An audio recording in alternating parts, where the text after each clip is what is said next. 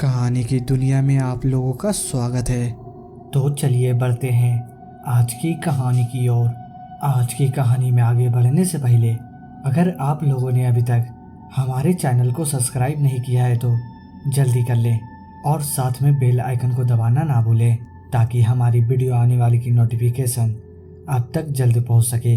तो चलिए बढ़ते हैं आज की कहानी की ओर। आप सभी ने भूतों से जुड़ी कई कहानियां सुनी होगी जिनमें बताया जाता है कि भूत कब्रिस्तान और सुनसान जगहों पर रहते हैं और रात होते ही उसके आसपास घूमने शुरू कर देते हैं। क्या हो अगर आपको भूतिया रेलवे स्टेशन पर अकेला छोड़ दिया जाए तो वह मंजर कैसा होगा आपके लिए? शायद वह मुश्किल खड़ी होगी। भारत में ऐसी कई भूतिया रेलवे स्टेशन हैं जहां पर भूत प्रेत आत्माओं का बसेरा है और वह रेलवे स्टेशन पर लोगों को अपने होने का एहसास कराते हैं। आज हम आपको भारत के कुछ भूतिया रेलवे स्टेशन के बारे में बताएंगे जिन्हें जानकर आपकी भी रूह कांप जाएगी। इस स्टेशन के बारे में कहा जाता है कि यहाँ पर एक औरत की आत्मा कई सालों से भटक रही है। लोगों का कहना है कि इस स्टेशन पर किसी औरत का एक्सीडेंट होने के बाद उसकी आत्मा यहाँ पर भटक रही है। यह आत्मा लोगों को मेट्रो स्टेशन के शीशे में से आंखें निकालकर कई बार चेहरे पर खून लगाकर डराती है। कुछ लोगों का कहना है कि इस औरत का बच्चा यहाँ खो गया था। जब वह अपने बच्चे को ढूंढ रही थी तभी उसका एक्सीडेंट हो गया और तब से लेकर आज तक वह अपने बच्चे को ढूंढ रही है और यह देश के सबसे भूतिया रेलवे स्टेशन में से एक है। भारत के पश्चिम बंगाल में पूर्ति जिला का एक रेलवे स्टेशन बेगुन कोडोर, जहां पिछले 42 सालों से कोई भी ट्रेन नहीं रुकी क्योंकि माना जाता है कि वहां पर एक औरत की आत्मा प्लेटफॉर्म पर नाचती है और ट्रेन के साथ में दौड़ती है।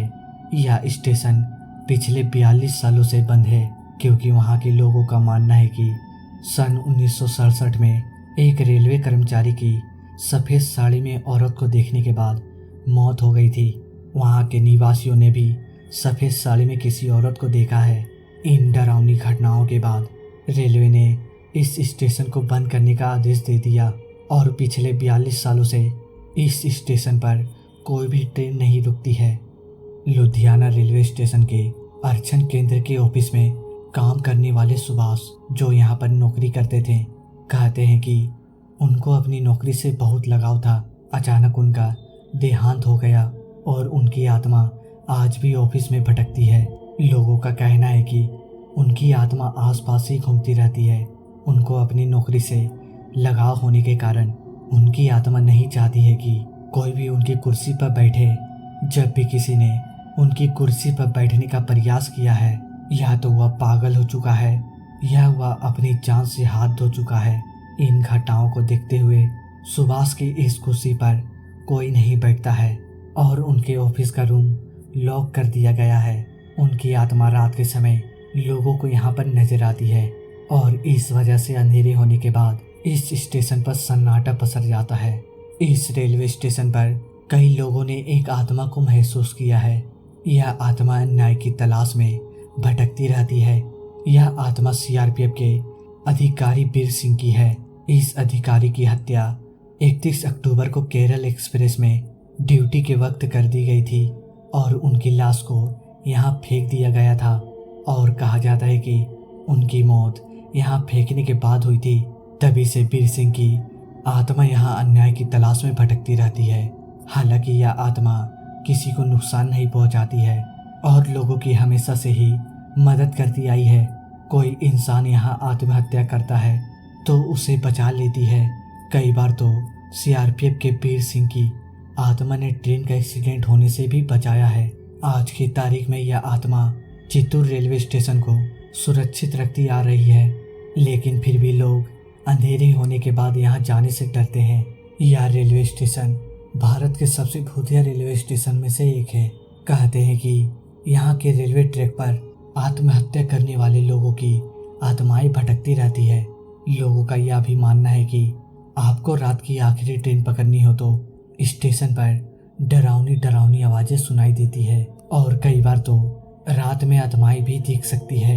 यहाँ पर लोग रात में आने से डरते हैं। इन घटनाओं तनाव की वजह से सरकार ने अब आखिरी प्लेटफार्म पर जाना बंद करवा दिया है और यहाँ रात के समय आरपीएफ के 15 से 20 जवान तैनात रहते हैं। उत्तर प्रदेश के नैनी रेलवे स्टेशन को भूतिया रेलवे स्टेशन माना जाता है।